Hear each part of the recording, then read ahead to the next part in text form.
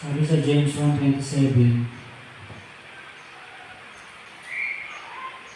pure religion and undefiled before God and the Father is this, to visit the fatherless and widows in their affliction, and to keep himself unspotted from the world.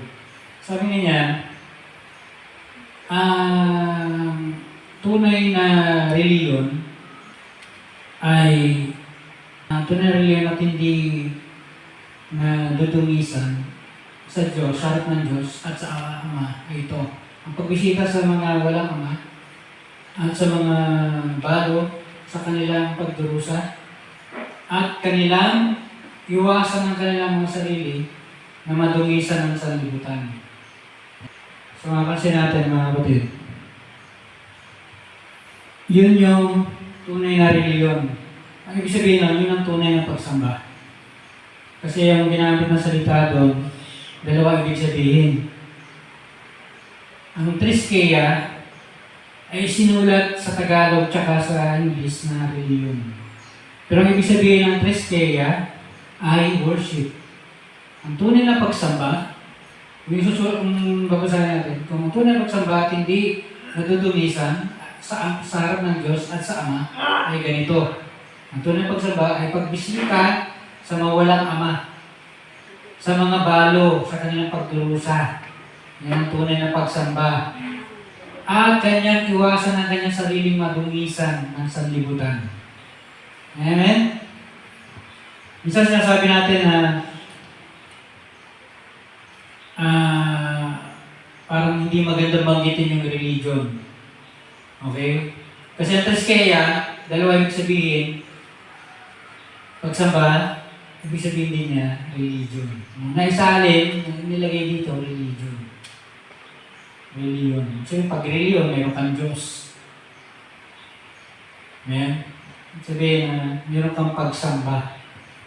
Amen? So sinasabi rito, yung pure religion, pure na pagsamba, malinis, purong pagsamba. Sabi sa dyan, sabi ni Jesus sa babae sa balon, babae sa balon, sabi niya, naghahanap ang Diyos ng tunay na sasamba. Tunay na Triskeia. Tunay na reliyon, tunay na pagsamba, tunay na paglilingkod. Yung sasamba sa kanya, maglilingkod sa kanya, sa Espiritu at katotohanan. Amen? So, yun. Yan. At yung pala ay pagbisita sa mga walang ama, pagbisita sa mga balo, at iwasan ka ng mga sarili na madungisan ng sanlibutan. Nakita na natin yan sa Genesis. Sinabi ng Diyos kay Eva at Adan, lahat makakain nyo. Huwag lang yung nasa gitna. Iwasan mo, madungisan ka ng sanlibutan. Amen? Nang kinain nila yung bunga, ang mundong ito ay naging fallen world, naging mundo na bumagsak. Isang sistemang bumagsak. A fallen worldly system. Amen? Mula nang nakain nila yun. Yung maganda, hindi na maganda. Amen? Kaya nga sa iba't Adan nagsisi. Bakit ba natin nakain to? Yung maganda, hindi pala maganda. It's a fallen world. Bagsak na yung mundo ito. Sabi nga ni Jesus, makamit mo man lahat ng kayamanan sa buong mundo kung mawala naman yung kaluluwa. Yung maganda, hindi na maganda. Nakuha mo lahat ng yaman ng mundo. Sa tingin mo maganda. Pero yung maganda, hindi na maganda. It's a fallen world. Bagsak na mundo. Yung maganda, hindi na maganda. Parang pinagsisisihan mo na. No? Sabi ni Jesus, kung nakuha mo man, na minawala naman sa iyo tunay na mahalaga. Tunay na importante sa iyo. Bali wala din. Si Judas, nung nakuha niya 30 pirasong pilak, inihagis din niya sa templo. Bigay ng mga Pariseo, bigay ng mga pare. Inihagis siya din doon. Mga kapatid, malaking pera yun na kabili ng bukid. Ako, wala akong bukid. Wala akong pagbiling bukid.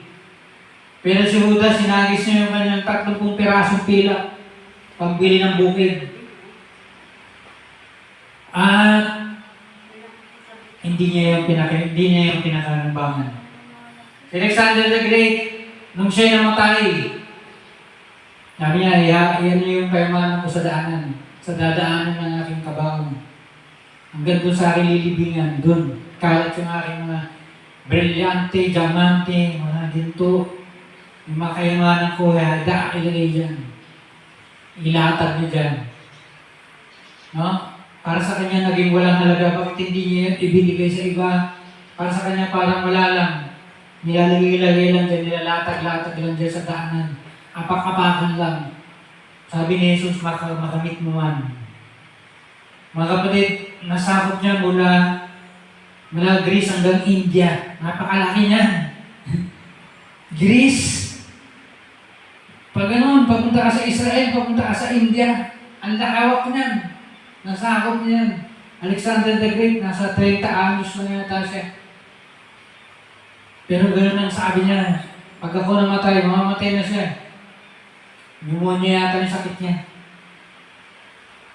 Ngayon, nagagamot na yung pneumonia. Ikalat niyo yan. Mga kapatid, yung maganda, hindi na maganda. Amen? Kaya sabi, lust of the eyes. Ano ang lust of the eyes? Maganda sa mata, hindi naman pala maganda. Lust of the flesh, maganda sa pakiramdam, hindi naman pala maganda. Pride of life, hindi naman pala maganda. No? Ako, ganito ako. Hindi naman pala maganda. Amen? Mga kapatid, ang tunay na pagsamba, ang tunay na paglilingkod, ang tunay na reliyon, ay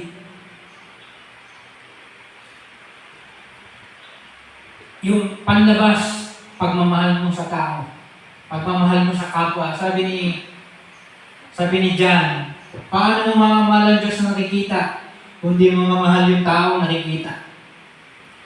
It's an outward action. It's a love for the people. Pagmamahal mo sa tao, yan ang tunay na pagsamba at paglilingkod. Paano mo mamamahal ang kapwa mo kung nasa bahay ka lang? Amen?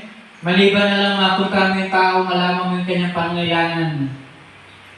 Amen? Mamaya pag-aaralan po natin yung mga salita at lalo natin maintindihan. Ano? At meron doon panloob na protection. Purity before God. Yung pagiging puro sa harap ng Diyos. Iwasan mo madungisan ng sanlibutan. Sabi ng Diyos kay Batadan, makakain niyo yung pagkain sa hardin, sa lahat. Huwag lang yung nasa gitna. Huwag kang madudungisan ng sanlibutan. Amen? Dahil doon, pag ginawa ni Leo, ang mundong ito ay babagsak. Madungisan. Amen? Ang ginawa yun ni Batadan. Ang tunay na pagsamba o religion, Treskeia, ito ay pagpapakita mo ng iyong pagmamahal. Ito ay nailalabas mo. Hindi lang ito paniniwala. Naniniwala ka sa Diyos. Anak ako ng Diyos. Hindi lang doon. Hindi lang sa paniniwala. Ito ay pagpapakita mo ng iyong pagmamahal sa Diyos. It is an external expression of your devotion. Ilalabas mo. Hindi ka lang naniniwala na sa isip mo lang, ilalabas mo. Meron kang pagkilos, meron kang nakasanayan, meron kang lifestyle. Meron kang pang araw-araw na buhay, action, habit, and lifestyle. Amen? Yan ang pagsamba. Worship, sin in action, habit, and lifestyle. Hindi lang siya, naniniwala ako, nasa loob ng utak ko. nasa loob ng ulo ko, hindi. Sa Colossians 2:18, doon pinakita yung hindi tamang gawain ng mga sumasamba. Sa Acts 26:5, pinakita doon yung mga striktong ginagawa ng mga Pariseo sa kanilang paglilingkod. Ngayon, ano po yung treskeya? Paano mo may papakita ang iyong paniniwala?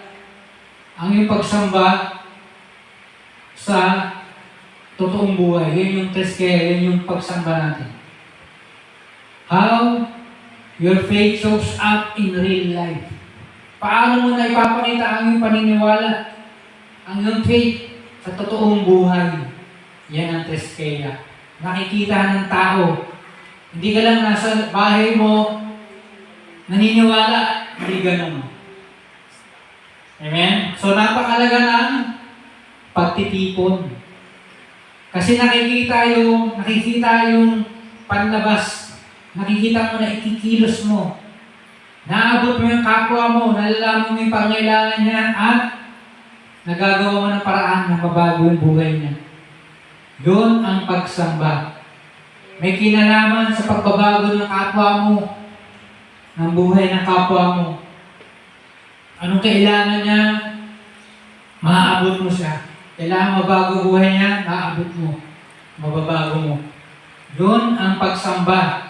Abutin mo yung kapwa mo. Kaya nung nagawin nasa Ilocos, yung kinakanta namin doon, nung ako'y 10 taon pa lang, walang sino man mabubuhay para sa sarili lang. Yun yung pagsamba. Amen? Treskeya, worship, is how your faith shows up in real life.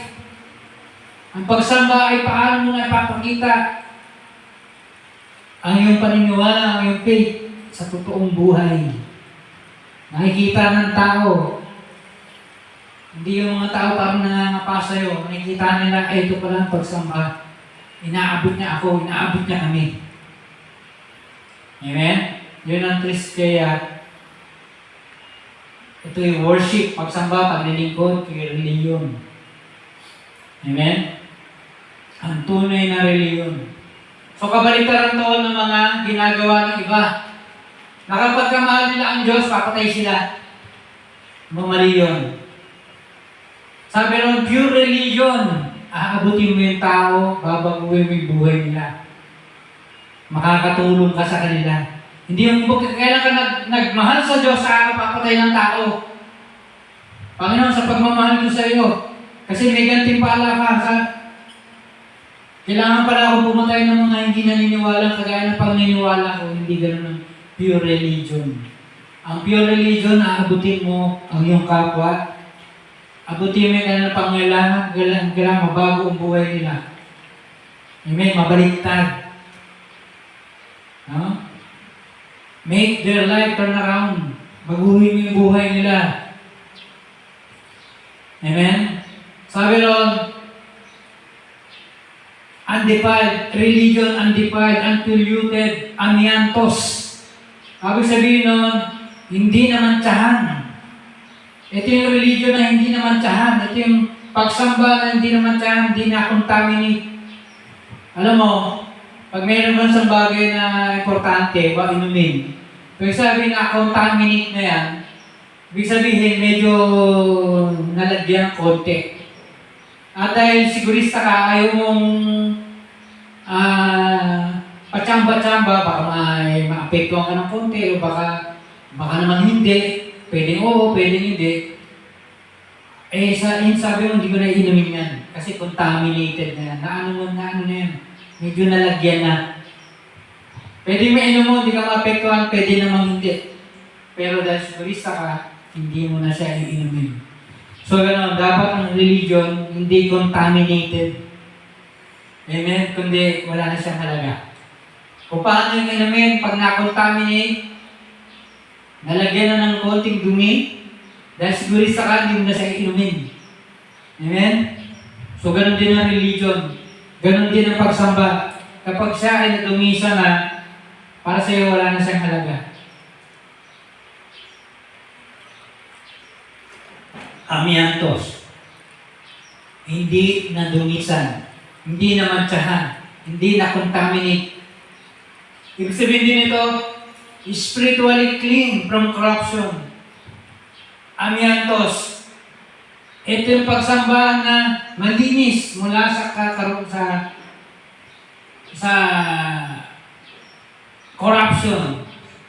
Mula sa karumihan.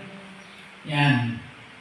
Maruming religion. Yan. Hindi siya nadudungisan ng maruming religion. Sabi ko kanina, may religion na pag hindi pa kayo ng paniniwala, papatayin mo sila, sasaktan mo sila. Pero sinasabi ng James 1:27, ang tunay na religion, hindi nadungisan. Malinis. Aabutin mo yung kapwa mo. Hindi mo sila sasaktan, hindi mo sila papatayin. Yun yung pure. Yun ang tunay sa mga samba, tunay na naglilingkod. Yun ang tunay na religion. Amen? Makakatulong ka, hindi ka mananakit, hindi ka papatay. Amen? Hindi lang sa paniniwala mo, makikita yan sa galaw mo, sa gawa mo.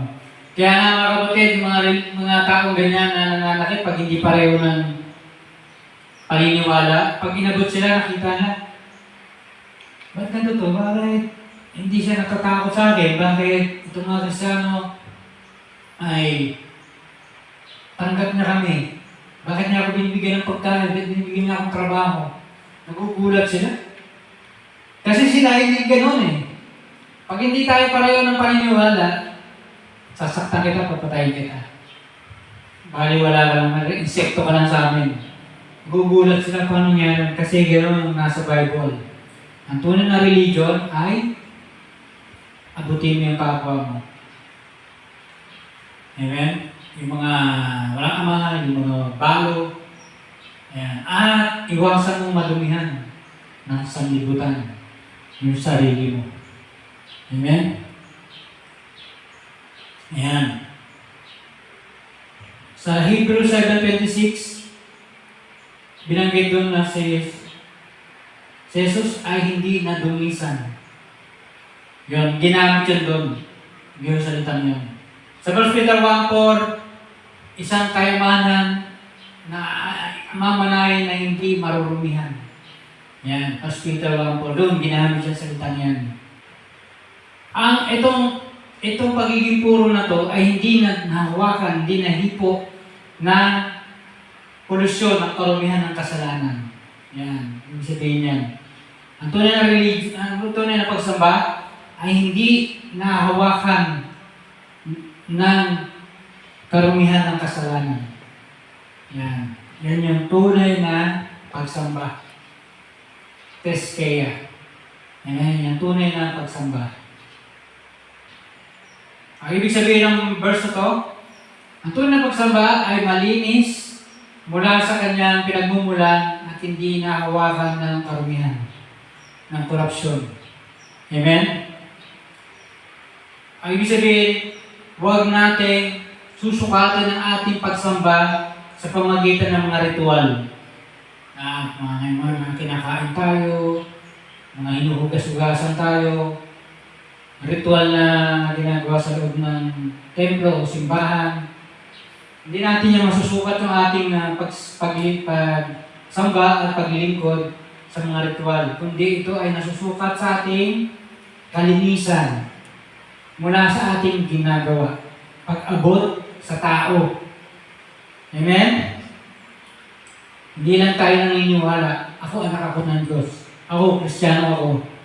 Kundi ito ay nandyan sa kalinisan. Kalinisan ng puso, kalinisan mo, at dumadalo ito sa iyong ginagawa. Inaabot mo kapwa mo. Sumunod sabi ron, ang tunay na pagsamba ay pagbisita sa mga walang ama, sa mga balo na nahihirapan sa kanilang pagdurusa. Ang sabihin nun, ginamit na salita ron, pagbisita ay episketomai.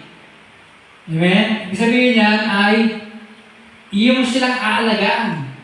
So ito ay kakilala to sa salitang visitation. Pagbisita. Pagbisita ng mga Kristiyano sa mga tao, sa mga bago,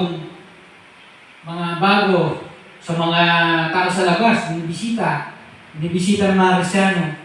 Pero ito po, episketomy ay malalim na salita ng pagbisita. Ha?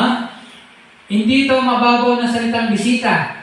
Bumisita ka, tapos ikaw pa yung bibigyan ng merienda. Diba? Diba, brother? Brother, pag bumisita ka, di ba, pinapamerienda ka? Pero itong bisita na to, na pagbisita ng mga Kristiyano, na episketomy, manalim to. Hindi natin yung, sige, dadaan ako dyan. Hindi ganun. Hindi to drop-by. Hindi to padaan-daan ka lang. Hindi to casual na pagbisita. Ito ay titingnan mo sila ng maingat. Sige, pupuntahan mo sila kasi aalagaan mo sila. Di ba? Ito yung visitation na pag pinuntahan mo, naalagaan mo sila. Pag may nakita kami sakit, pag-pray mo, alagaan mo hanggang gumaling. Yun ang ibig sabihin na episketomy. Amen?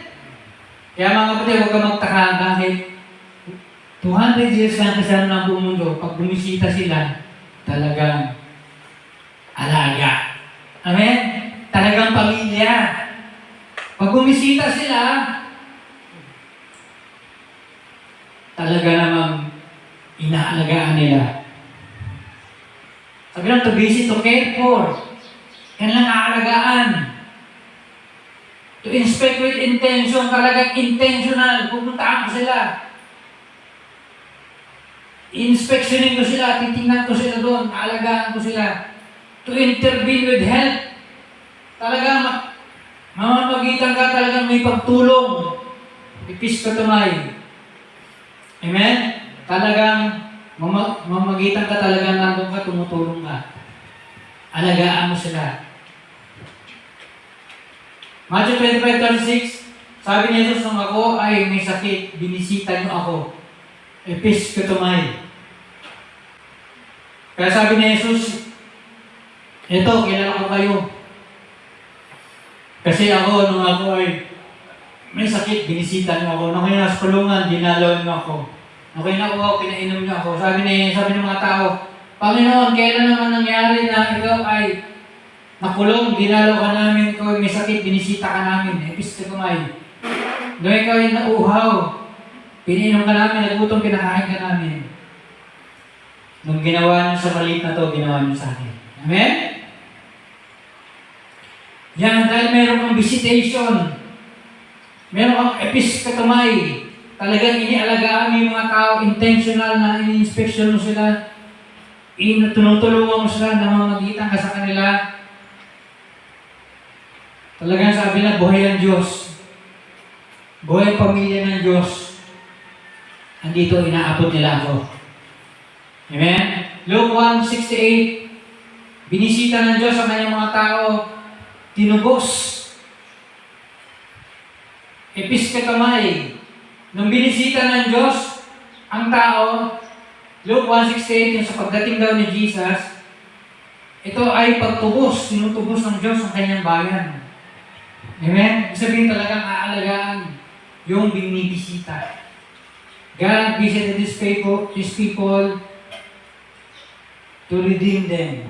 Talagang may ginawa ang Diyos nung siya'y bumisita. Yung pinadala niya si Jesus sa mga tao sa mundo, 2,000 taong nakaraan. So may ginagawa, di ka lang bibisita na drop-by, padaan-daan lang. Hindi ito mababaw na bisita lang. Tapos, ikaw pa yung may merienda, hindi gano'n. Baliktad, ikaw pa yung aabot sa kanila, ikaw mag-aalaga sa kanila. I-inspection mo sila, alagaan mo sila. Bibigyan mo sila ng tulong. Amen? Malalim ang salitang ito ng pagbisita. Ito ang tunay na pagsamba, pagbisita, pag-alaga, pagtulong, intentional visitation, intentional care, intentional help, Meron kang intervention na magitan ka sa kanila, pinuntahan mo sila. Amen?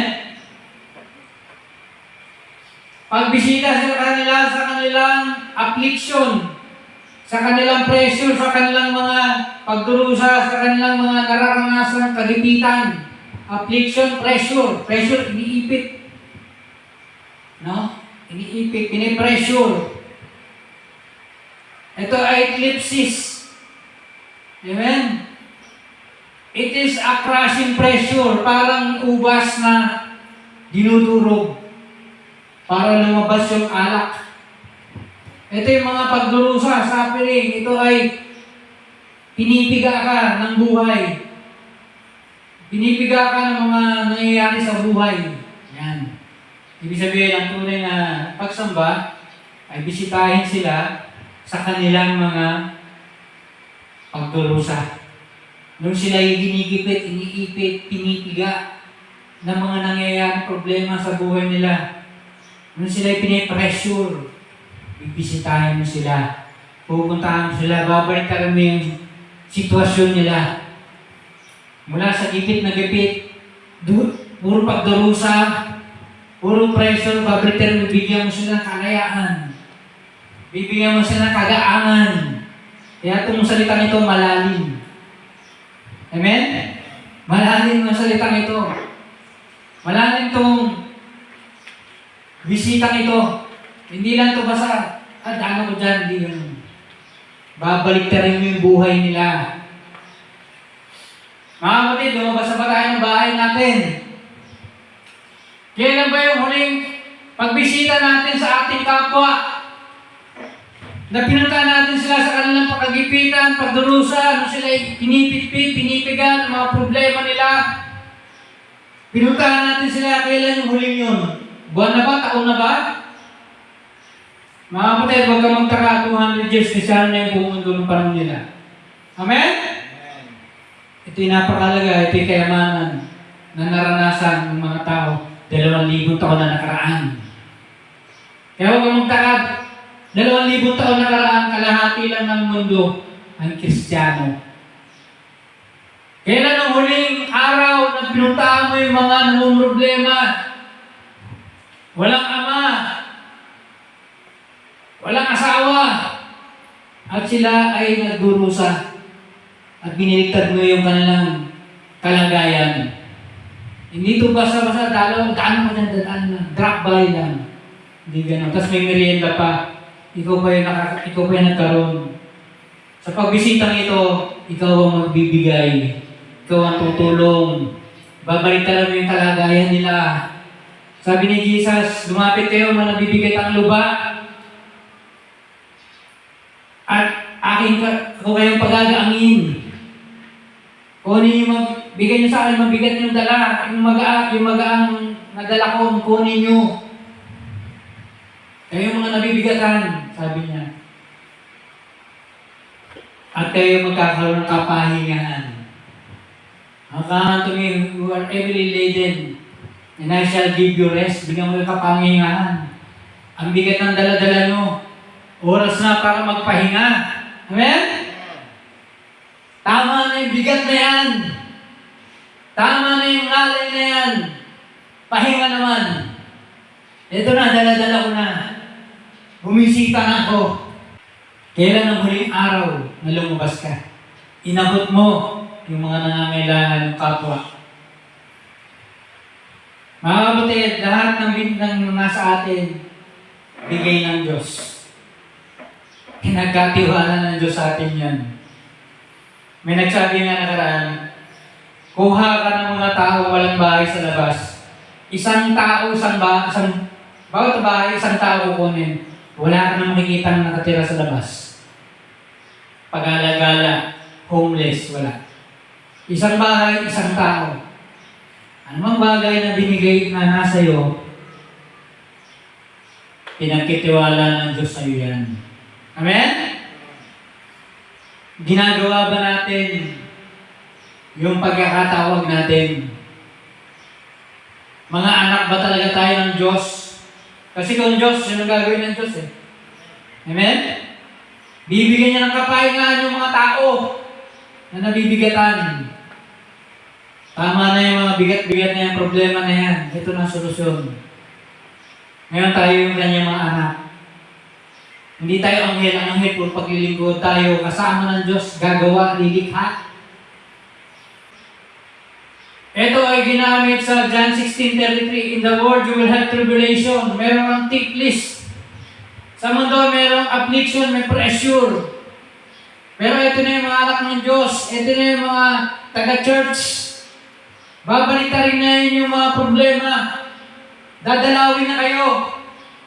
In the world you will have tribulation, affliction, pressure, ang sabi ng tick list. Yun ang ginamit sa John 16:33. In the world you will have tribulation. Yun ang ginamit sa Romans 5:3. Tribulation produces endurance. Ang mga affliction and pressure, binibigyan kayo ng endurance, tibay. Binabata kayo nito hanggang dulo. Hanggang dulo ng kakayanan mo. Pero mga kapatid, trabaho natin, bibisitahan natin sila para sila mapahinga. Ang tagal na silang binabatak. Ang tagal na silang nagbubuhat. Nangangalay, nabibigatan. Oras na para sila bigyan natin ng kapahingahan. Amen? Mga anak tayo ng Diyos. Meron tayong totoong pagsamba. Meron tayong totoong paglilingkod sa Diyos. Tayo abot sa kanila para sila ay mapahinga. Matulungan, maabot. Marating na mga kailangan nilang taong makatulong sa kanila.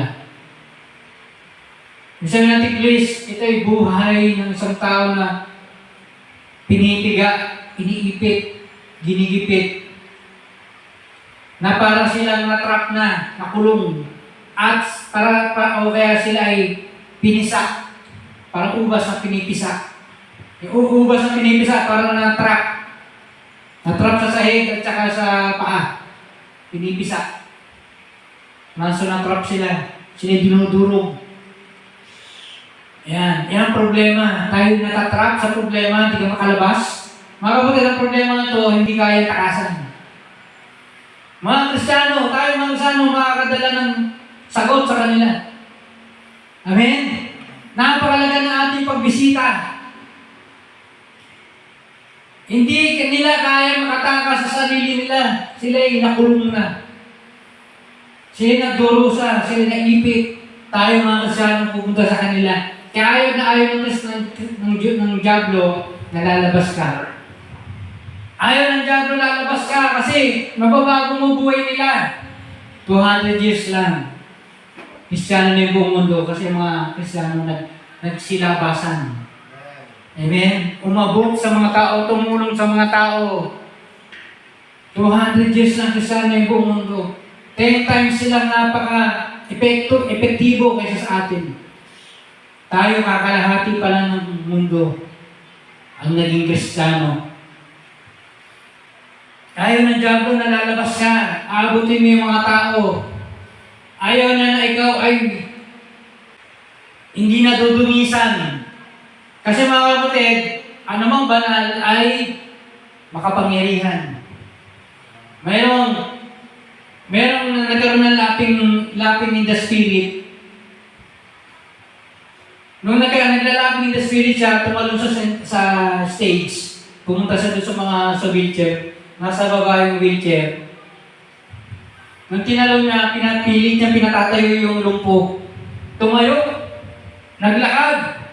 Sabi ng mga tao, bakit tumatawa ka? Naglalaping in the spirit ka, holy laughter. Tapos pinatatayo mo yung lumpo. Sabi niya, anumang banal, makapangyarihan. Kaya ayaw ng Diablo na hindi ka madumisan. Gusto siya madumisan ka.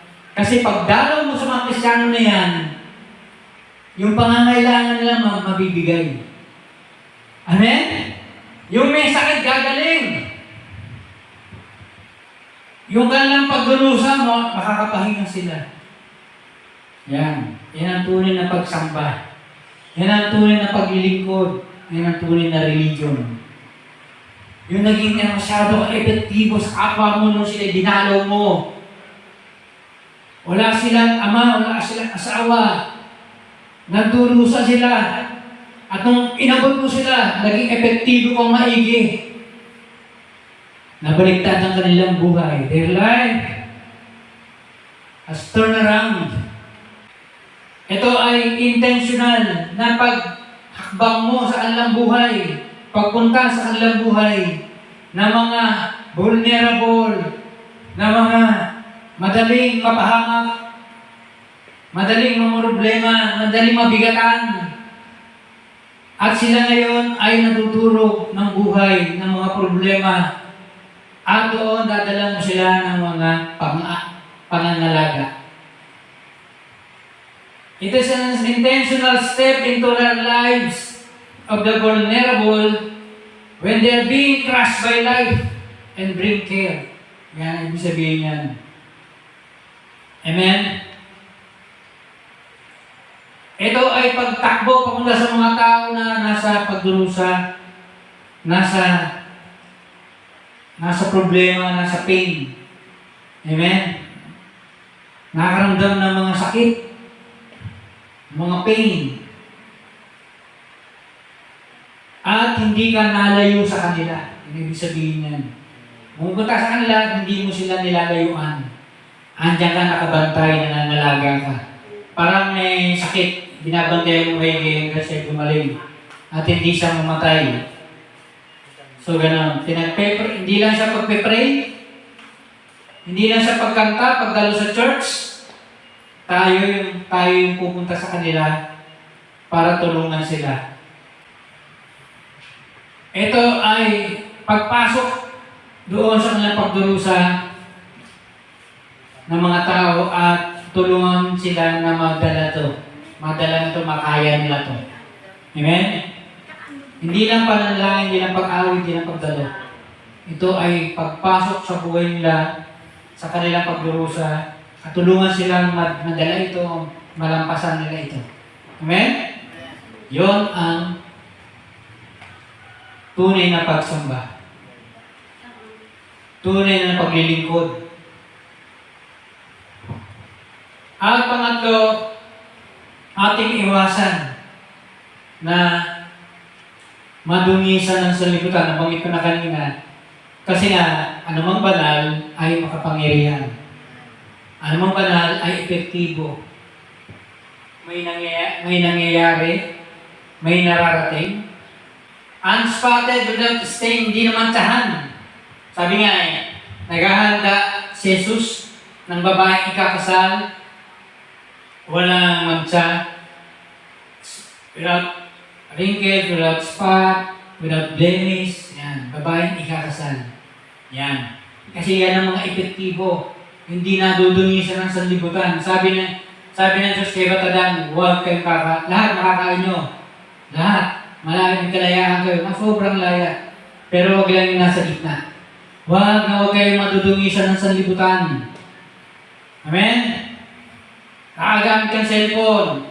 Nagbabrowse ka dyan sa touchscreen. Pero huwag dyan. Lampasan mo lang yung sanlibutan. Huwag kang tatambay doon sa sanlibutan. Pag natama mo yung sanlibutan, lampasan mo. Iangat mong gano'n. Sanlibutan to, angat. Huwag kang bababa doon. Huwag kang tatambay doon. Amen? Pag nag-play ng gano'n, lampas mo na, i-stop mo na, lipat. Huwag mong kakainin. Ganito yun parang binibigyan ka ng pagkain. Mamarkin pa tayo. Huwag mong kainin. Lampasan, iangat sa touchscreen, angat, start, lipat. Huwag mong kakainin. Amen? Ano man banal, makapangyarihan. Epektibo, may nararating, may mangyayari. May pakinabang. Kasi pag ikaw nadungisan, pray ka ng pray, hindi pa rin na ibibigay dun sa tao na ngailangan. Sabi siguro ng taong pinag-pray, bakit wala pa rin yung pinag-pray namin? Kaya huwag mong kakainin yung bunga na yun na nasa gitna. Malaya tayo. No? Malaya tayo.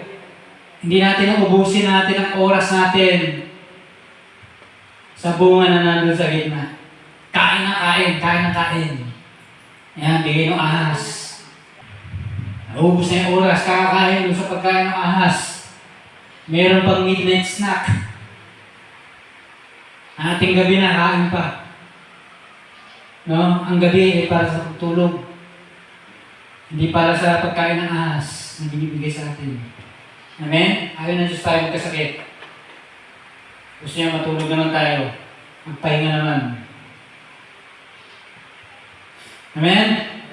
Kasi pray ka ng pray, hindi naman ay bibigay. Anumang banal, makapangyarihan.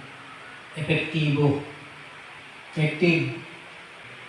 Ang salita nito ay aspilos, walang dumis. Hindi na dumisan ng sanlibutan. Aspilos, walang dumis. Walang dumis yung ugali. No? Hindi ka nadudumisan ng spiritual.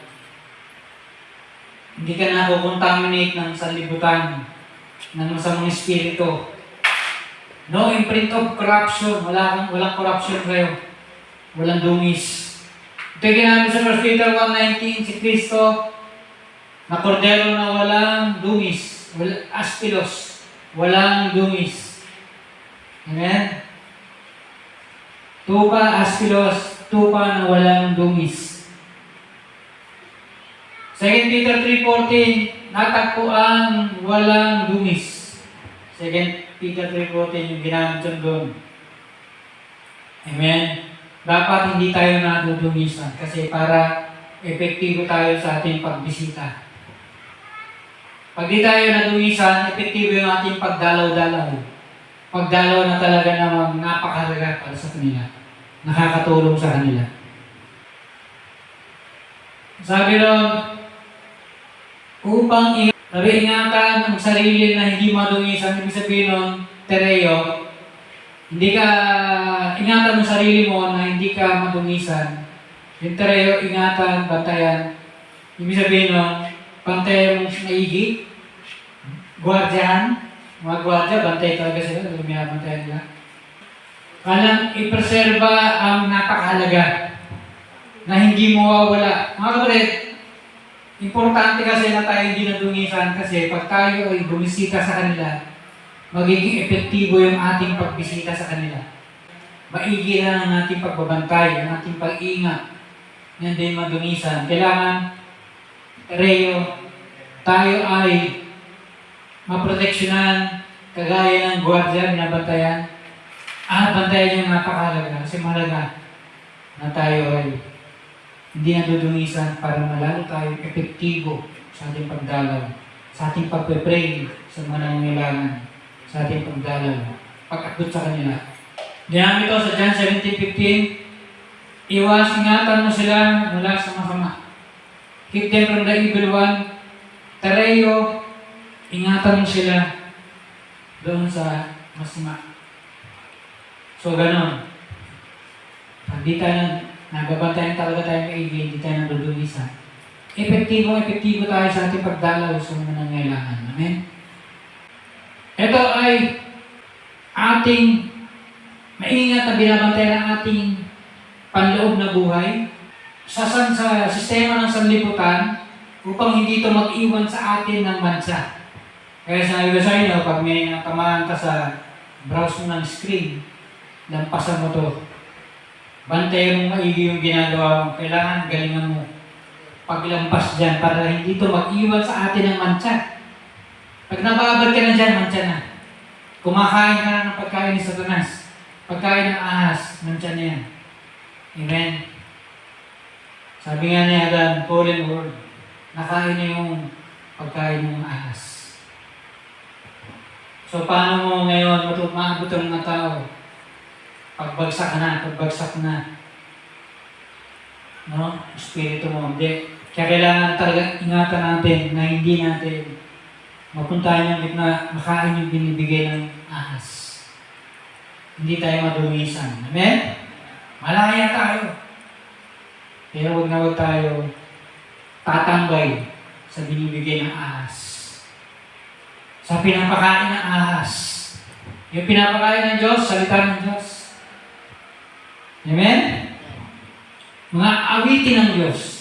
Umakanta ka ng mga awiting makalangit. Nagbabasa ka ng salita ng Diyos. Nakikinig ang salita ng Diyos. Yan ang pagkain na mabibigyan ng buhay sa iyo. Magbabago ng buhay mo. Magpapatatag ng kinabukasan mo. Amen? Iwasan sa dungis ng sanlibutan, cosmos, sanlibutan. Ito yung corrupt, maruming sistema. Ito yung makasalanang simple pattern. Ito yung mga gawi na makasalanan. Ito yung mga value na laban sa Diyos. Kaya ito, pag nakita mo ito sa screen mo, lampasan mo. Kasi yung screen mo ay hindi namili ng mga papasok doon sa social media. Hindi lahat anak ng Diyos, kaya malalampasan mo yung makikita mo ron. Pag nakita mo, puro ganyan na, iwas na sa social media. Kasi puro na lang makikita mo pagkain sa tanak ng ahas ang binibigay. Tama na, sobra na ako sa social media. Salita naman ng Diyos. Kasi mga kapatid, ang pagsamba, ito ay madalas noon, ito ay transactional worship, paglilingkod. Kapag ka sumamba ka sa Diyos, naghandog kang ganyan, hinandog mo yung mga bunga, mga palay. Ay ibig sabihin nun, ay nasa ng mga tao, ayan Lord nagbigay na ako ng mga palay, ng mga bigas. Ibig sabihin niya, Lord, sa susunod na taon, bibigyan mo ako ng masaganang ani. Ang pagsamba ng araw, transactional worship, transactional service, paglilingkod, pagsamba. Ito, binibigay ko sa ito, Lord, para sa susunod na anihan, nagbibigay ka ng marami pa o mas marami pa. Ito, Lord, inahandog ko ito sa iyo. Bibigyan mo kasi ako. Yan. Pero sa ating binasa sa John 1:27, hindi ka tatanggap, ikaw ang magbibigay. Tinanggap mo sa Diyos, ibibigay mo sa kapwa mo. At doon sa oras na ikaw ang magbibigay. Sabi ron, yun yung pagsamba. Amen? So baliktad. Kanina, transactional worship ko, nagbibigay ako ng palay bigas para sa susunod na anihan, nagbibigay ka. Napakaraming ani, napakaraming bigas, napakaraming palay ibibigay mo sa sunod. So kabaliktaran. Ito yung karaniwang takbo ng mundo. Pagsasamba sila sa kanilang Diyos, nag-alay sila ng anong ibibigay nila. Papalitan daw yun ng Diyos sa kanila na mas marami pa. So baliktad sa atin naman, tayo naman yung magbibigay. Aabutin mo yung mga wala ama, walang asawa, iiwasan mo yung sarili mo na madumisan para maging epektibo ka sa pag-abot sa kanila. Ikaw magbibigay, ikaw ang babantayan mo yung sarili mo para maging epektibo ka pa rin sa kanila pag binabantayan mo yung sarili mo. So baliktad ito yung transactional worship dito sa tunay na pagsamba. Tunay na paglilingkod. Magkabaliktad sila. Isa, gusto tumanggap. Lord, ito yung pagsamba ko kasi gusto ko tumanggap. Next year na anihan, gusto ko mas marami. Sa laban doon sa tunay na pagsamba, ikaw yung magbibigay. Amen? Yung binigyan ng Diyos, bibigay mo sa iba. Binibigyan ka ng Diyos para meron kang maibigay. Amen? Hindi mo maibibigay ang bagay na wala sa iyo. Binigyan ng Diyos sa iyo para ibigay mo naman sa iba. Binigay ng Diyos sa iyo para ibigay mo sa iba. So, sinira ito ni James, yung ganitong estilo ng pagsamba. Ikaw yung tatanggap, ikaw ngayon yung magbibigay. Yan tunay na pagsamba. Ito yung tunay. May mga pagsamba, pero ito yung tunay. Ikaw yung magbibigay. Iwasan yung sarili mo marumihan para maging lalo ka epektibo sa pag-abot sa kapwa mo. Ginawa ng Diyos ang tao para sumamba, para maging anak niya, kasama niyang lilikha. Ang mga anghel kasi, naglilingkod dyan. Hindi sila kagaya ng tao na kasama ng Diyos na gumagawa, naglilikha. At hindi dapat si Eva at Adan ay madungisan ng puno na nasa gitna ng ahas. At sila ay magkaroon ng dominyo ng pamumuno sa lahat ng nilalang. No, abutin nila lahat yan. No, pamunuan mo sila. Sila'y dadami, yung mga nilikha ng Diyos, dadami. Pamahalaan mo yan. Ikaw ang pumunta dyan. Mga kapatid, si Adan, pinangalanan niya lahat ng hayop, lahat ng land, lahat ng ibon, ito agila, ito, lahat, pinangalanan niya lahat. Ito maya, pinangalanan, kaya inabot niya lahat yan, dumadami. At itong mga tao, dadami din. Dadami rin sila pa, dadami rin sa buong mundo. Sabi rin, go and multiply. Spiritually tayo yung mga bagong nilalang, tayo rin, dadami rin tayo. Aabutin din natin yung mga tao. Magiging anak din sila ng Diyos.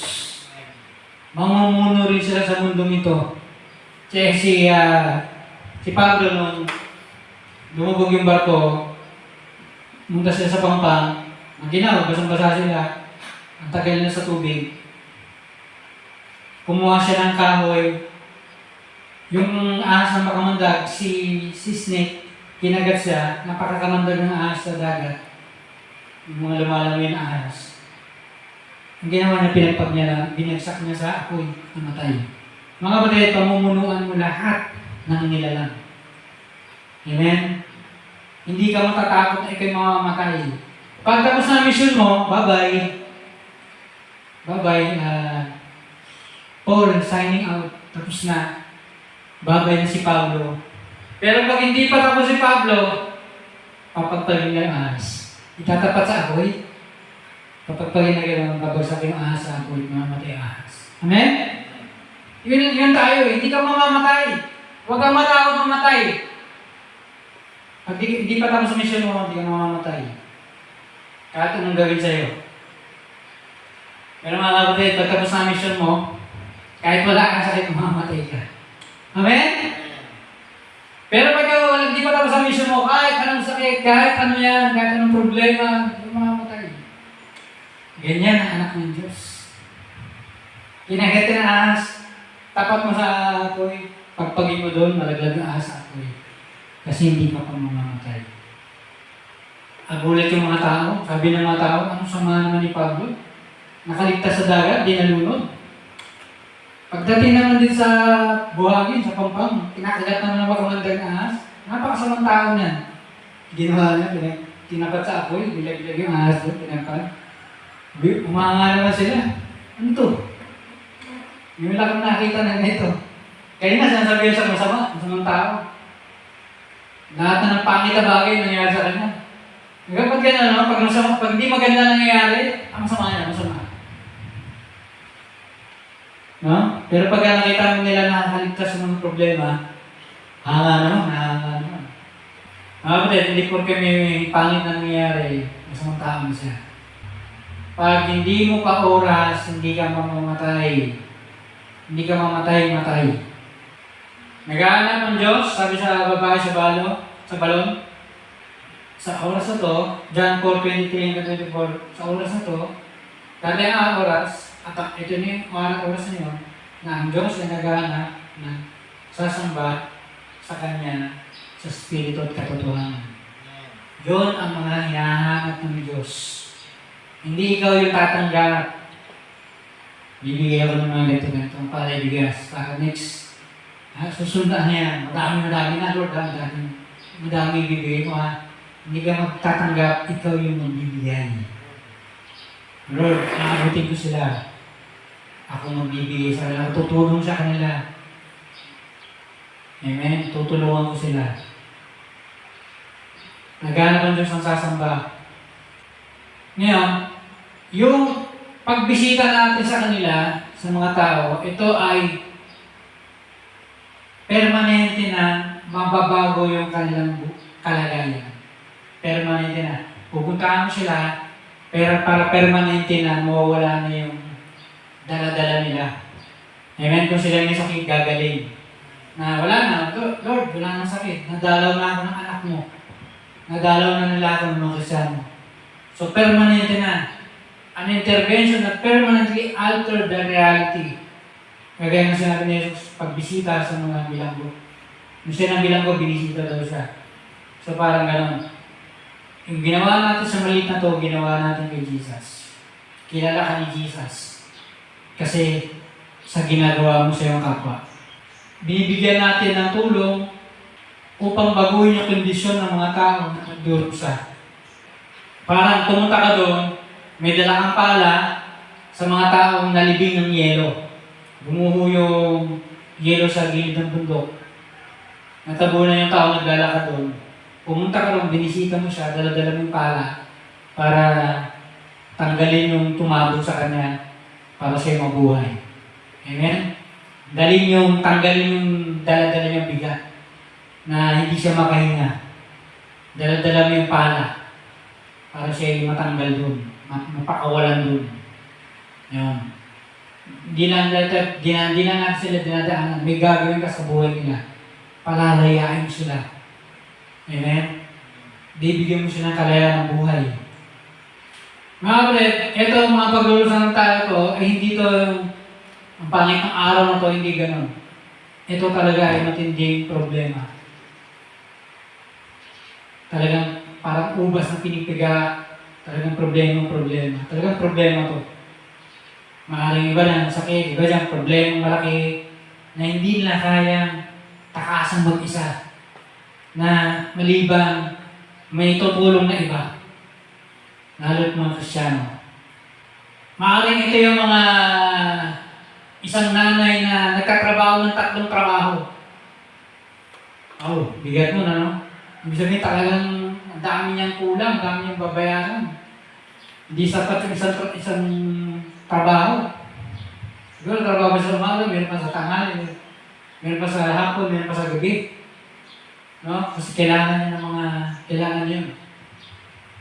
So, kailangan niya ng mga ganong tulong. Kailangan silang maabot sa ganon. Hindi ito yung basta, pangitong araw na ito, hindi ganon. Talagang mabigat yung kanyang dinadala. Lubog siya sa mga bayarin. Ano? Kailangan na tutulong.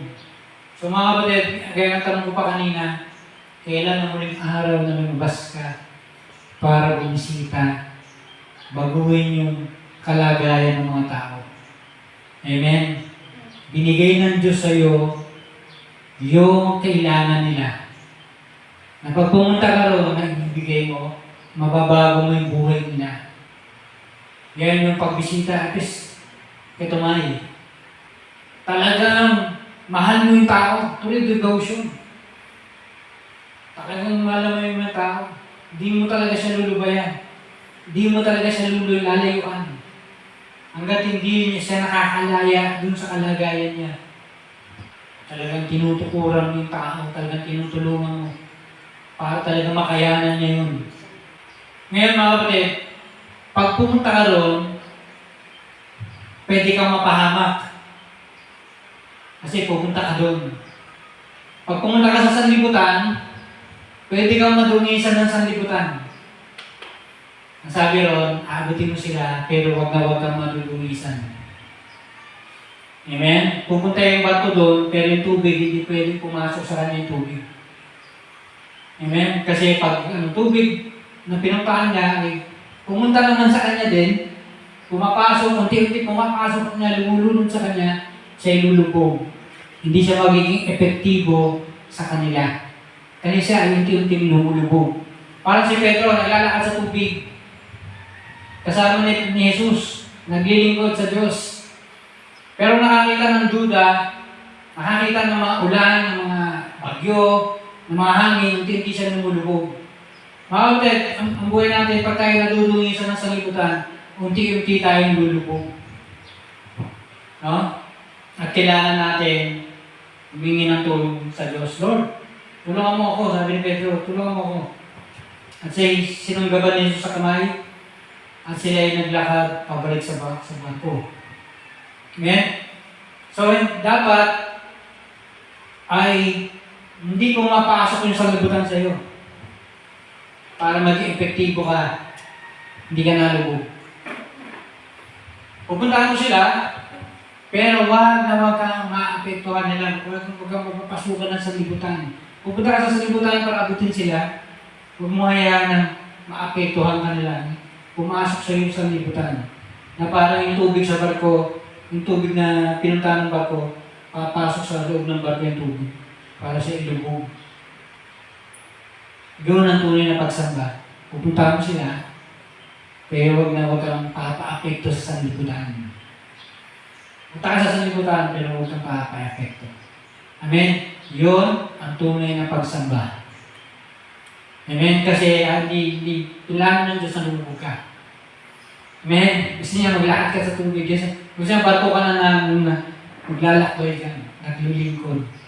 Hindi nalubog. Amen? Kung sila may problema ka din. Amen? Kailangan yung trabaho natin, abutin sila. Maging anak din sila ng Diyos. Kasi may mga tao, sabi niya, kagaya mga Pariseo, ayaw ko sa mga tao na ito, madudungisan nila ako. Madudungisan niya yung damit kong puti.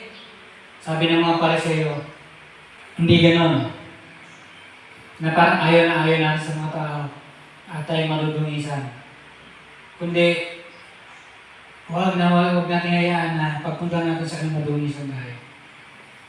Nasa libutan ng sistema nila.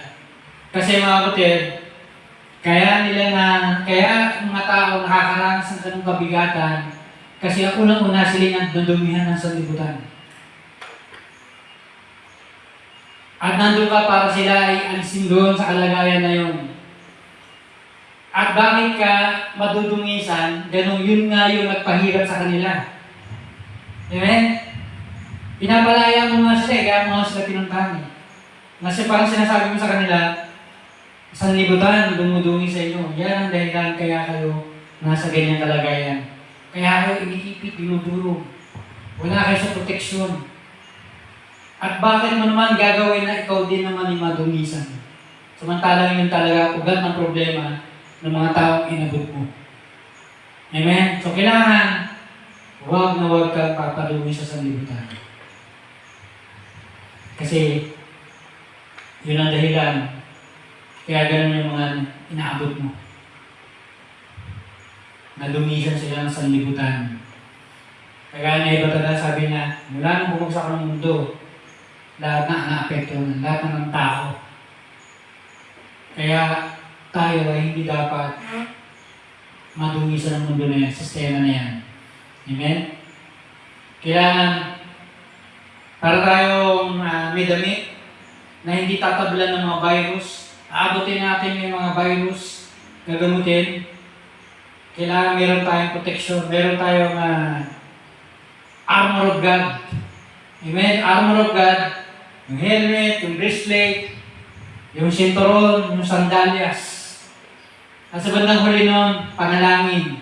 Ang panalangin ay activator ng ating sandata. Hindi siya sandata, siya yung nag-activate. Binibigyan niya ng ginagawa epektibo yung ating mga sandata. Yun ang gamit ng prayer. Mga Galatians 6.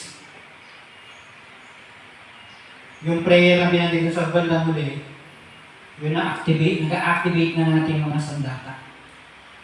Para di tayo tablan. Kailangan meron tayong damit.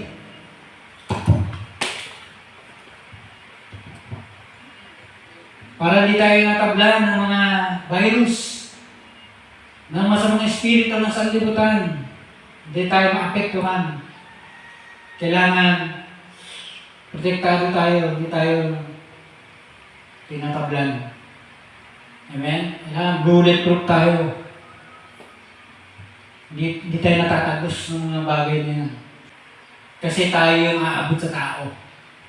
Hindi ba yung tayo yung maabot, tayo rin ay tinamaan. Tayo yung naabot, kailangan may bantay. Iwasan, tereo. Iwasan nyo na kayo ay madumisan, may bantay. Gusto na tereo, ingatan kayo, guardiyan kayo, bantayan kayo. Meron para hindi ka pasukin ng mga bagay na galing sa sanlibutan para siraan ka. Ikaw yung umaabot sa kanila, dapat di ka rin tinatablan. Meron kang armor of God. Sabi lang sa Ephesians 6:18, manalangin kayo lagi ng lahat ng panalangin, ng supplication, ng Espiritu. Magbantay kayo ng inyong buong pagsisikap. Supplication para sa lahat ng banal.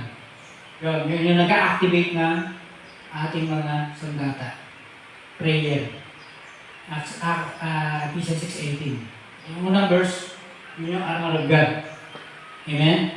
So, kailangan mo rin mag-pray. Hindi ka lang meron kang sandata, kailangan. Nagpe-pray ka din. Paano mo sila maabot? Kung wala kang prayer, kung wala kang sandata, wala kang armor of God, panangga. Kailangan ng prayer mag-activate mo. Ito yung kingdom level living. Ito yung pamumuhay sa kaharian. Ang liwanag, hindi tinatablan ng dilim. Pag dumating ang liwanag, ang dilim ay nawawala. Dapat pag pumunta ka roon para iligtas yung mga tao sa kanilang kalagayan, baguhin ang kanilang mga buhay, dapat ikaw hindi ka tatablan ng dilim. Ganun ka pupunta ka rin bilang liwanag sa mga nadidiliman.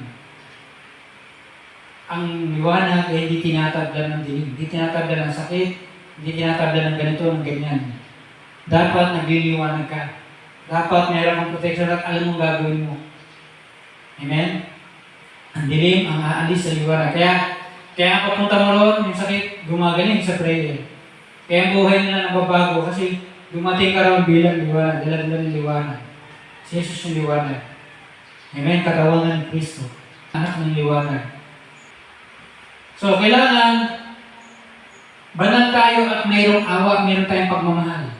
Hindi pwedeng banal tayo tapos sabi ng pariseo, ayaw ko pumunta sa kanila kasi dudungisan nila yung puti kong damit. So wala silang awa, wala silang pagmamahal sa tao. Kailangan, ito isang trap ng pag-abot sa tao, kailangan sa ginagawa mo meron kang awa, naawa sa mahal mo sila. Kaya ka pumunta lang dahil naawa ka sa kanila dahil mahal mo sila. Amen? Yun ang kailangan mong gawin. Si Smith Wigglesworth, tinawag, nakita niya yung sulat, umiyak siya, umiyak. Doon pa lang siya sa gate. Tapos pumunta siya doon sa nagsulat sa kanya. Tapos tinuro sa kanya ng tatay doon sa taas. Sumakyat siya. Pagkakyat siya, merong 4 na lalaki, malaki katawan, malaking mga lalaki. At meron isa doon babae na walang damit. Ito pala ay nasaniban ng diablo, ng mga espiritu. Sa sobrang lakas niya, 4 na malalaking lalaki, matitipuno, maskulado ng lalaki, 4 malalaki, mga puting malalaki. 4, 2 nakawak sa kamay sa kabila, 2 lalaki sa kabila. Sobrang lakas, talaga may espiritu. Ngayon, kung ordinaryong tao ka lang, pagpunta mo ng bagsakan na, hindi mo na mawawala sa demonyo. Mga kapatid, tinignan niyo yung sa mata, pinalayos niya. Hindi ako dumating dito para makipagtalo sa iyo, sabi niya sa mga espiritu. Sabi ng diablo, kaya ka, ikaw si Smith Wigglesworth, ang lingkod ng kataas-taasan Diyos. Sabi niya, hindi ako dumating dito para makipagtalo sa iyo. Sa pangalan ni Jesus, lumayas ka. Umalis yung diablo. Bumaba na si Smith Wigglesworth, sumunod yung babae, nakadamit na, bumaba, pumunta sa mesa, kumain na sila ng hapunan ba yun? Mga kapatid, kung hindi ka, ordinaryong tao ka lang, hindi mo nang palayas yung diablo. Walang damit yung babae. Ilatanggal niya kasi nasaniban siya ng diablo, napakalakas. Walang magawa yung mga lalaki sa kanya, 4 na lalaki. Kailangan sa pupuntahan natin, siguraduhin natin epektibo tayo. Kailangan liwanag tayo na ang dilim ay aalis. Hindi tayo maapektuhan. Amen? Kailangan alam mo yung ginagawa mo. Amen? Trabaho mo talaga yun. No? Trabaho ni Smith Wigglesworth, tubero, alam niya dapat trabaho niya. Trabaho niyang palas ng demonyo, alam niya dapat yun. Ito yung tunay na paglilingkod, tunay na pagsamba. Abutin mo yung tao. Yung mga walang tatay, walang asawa, yung mga nagdurusa, di ba? At mabago yung alam mga buhay. At hindi tayo ma-apektuhan. Siyempre, pumunta ka sa libutan, ang madalas na nangyayari, na-apektuhan yung mga tao pumupunta doon. So, kailangan, pag alis mo doon, wala kang daladalang bagay na sa libutan. Napagpag mo na. Para sunod-sunod naman na abutin mo naman yung iba, hindi ka na dumisang, lalo ka epektibo. Amen? So, yun. So, ang tanong natin kanina, kailan ang muling umabot ka sa tao? Tumulong, pray. Tumulong ka sa kanila. Nakapagdala ka ng tao sa kasa, ng kaluluwa sa Panginoon. Kailan ang muli? Linggo na ba? Buwan na ba? Taon na ba? Amen? So, kailangan natin, yan kasi yung tunay na pagsama, tunay na paglilingkod sa Diyos. Hindi yan paniniwala lang. Nasa loob ng isip ko, ng ulo ko. Ako naniniwala. Anak ako ng Diyos. Hindi ganon. Kailangan nakikita ito sa gawa natin. Umaabot tayo sa mga tao. Na awa tayo sa nagbangon tayo sa Amen? So tayo mag-pray.